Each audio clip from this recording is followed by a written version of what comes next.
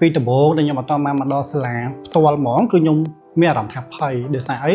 ខ្ញុំអត់ធ្លាប់ធ្វើហើយខ្ញុំអត់ដែលស្គាល់ពីការតបំភ្នែកនឹងថាបែបមិនទេអញ្ចឹងទៅខ្ញុំគិតថាអូប្រហែលជាខ្លួនខ្ញុំធ្វើអត់បានទេហើយណាមួយរយៈពេល7ថ្ងៃបើសម្រាប់បងដែលគាត់ធ្លាប់ធ្វើពីមុនមកគាត់អាចនឹងចាប់បានលឿនតែសម្រាប់ខ្ញុំ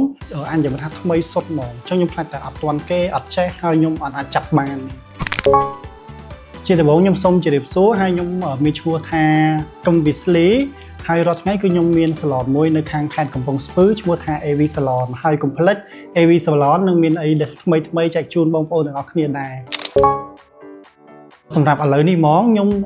មករៀនជាមួយនឹងវគ្គផ្នែកតបំភ្នែកហើយថ្ងៃនេះក៏អាចនឹងនិយាយថាគឺជាថ្ងៃបញ្ចប់នៃការរៀនរបស់ខ្ញុំផ្ទាល់ផងដែរexperience របស់ខ្ញុំហ្មងគឺខ្ញុំអត់ដែលមាន experience ខាងផ្នែក salon នឹងសោះហ្មងអញ្ចឹងខ្ញុំមានអ្នកជំរុញទឹកចិត្តខ្ញុំពីក្រោយដើម្បីឲ្យខ្ញុំសាកល្បងក្នុងការធ្វើទោះបីការធ្វើរបស់ខ្ញុំបរាជ័យឬក៏ជោគជ័យក៏គាត់អត់សង្ឃឹមដែរសំខាន់គឺខ្ញុំបានធ្វើវាតែមកដល់ឥឡូវនេះទើបខ្ញុំដឹងថាតាមពិតទៅការងារហ្នឹងក៏ខ្ញុំអាចធ្វើបានហើយក៏ស្រឡាញ់ដូចគ្នាដែរពីមុនមកសឹងតែថាខាង salon មួយគឺអត់ដែលធ្វើសោះតែម្ដងមិនថាតើភ្នែកគេសូម្បីតើការ make up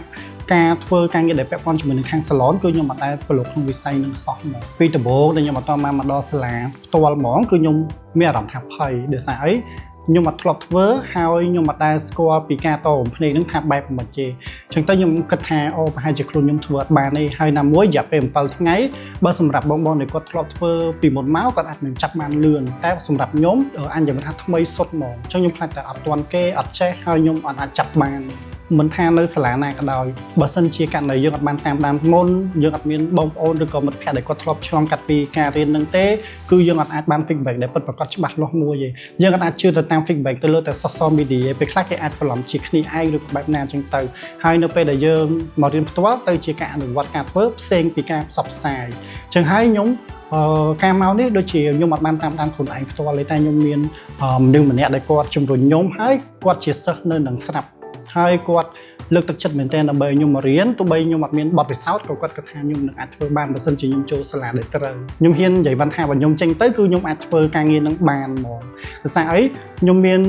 គ្រឹះច្បាស់លាស់ខ្ញុំចេះពីក្បួនខ្នាតច្បាស់លាស់អញ្ចឹងនៅពេលដែលខ្ញុំធ្វើគឺខ្ញុំអត់ខ្លាចក្នុងការធ្វើខ្ញុំស្គាល់ពីវាថាការតបំភ្នែកតាមបែបស្តង់ដារគឺការតបែបយ៉ាងម៉េចដែរអញ្ចឹងណា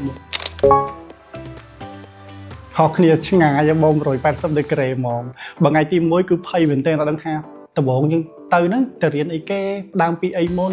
ហើយការរៀនហ្នឹងបើសិនជាករណីគ្រូមាន homework ឲ្យទៅផ្ទះយើងអាចធ្វើវាបានអត់យើងមានពេលគ្រប់គ្រាន់អត់និយាយទៅគិតថាពិបាកខ្លាំងតែនៅពេលពីមួយថ្ងៃទៅមួយថ្ងៃយើងកាន់តែយល់វាម្ដងតិចទៅហើយមានគ្រូមិនថាអ្នកគ្រូធំទេ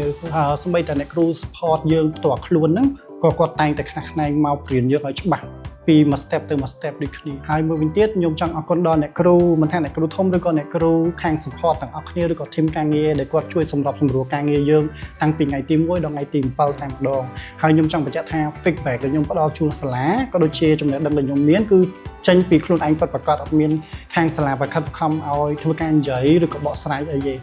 ដោយសារអីការមករៀននេះគឺមិនសាលា sponsor ខ្ញុំទេគឺខ្ញុំត្រូវការចំណាយលុយខ្លួនឯងផ្ទាល់ខ្លួនដើម្បីចូលរៀនទាំងអស់អញ្ចឹងខ្ញុំអត់អាចចំណាយលុយខ្លួនឯងហើយទៅជាផ្ដល់ជា feedback ល្អទៅឲ្យសាលាទៀតទាំងយើងអត់ចេះអត់មានជំនាញច្បាស់លាស់បានទេចឹងបើសិនជាបងចង់ធ្វើការរៀនបន្ថែមទៅជាមួយនឹងជំនាញថ្មីខ្ញុំអាចឲ្យបង recommend ជូនជាមួយនឹងសាលាដែលល្អដូចជា EMT បានដោយសារតែ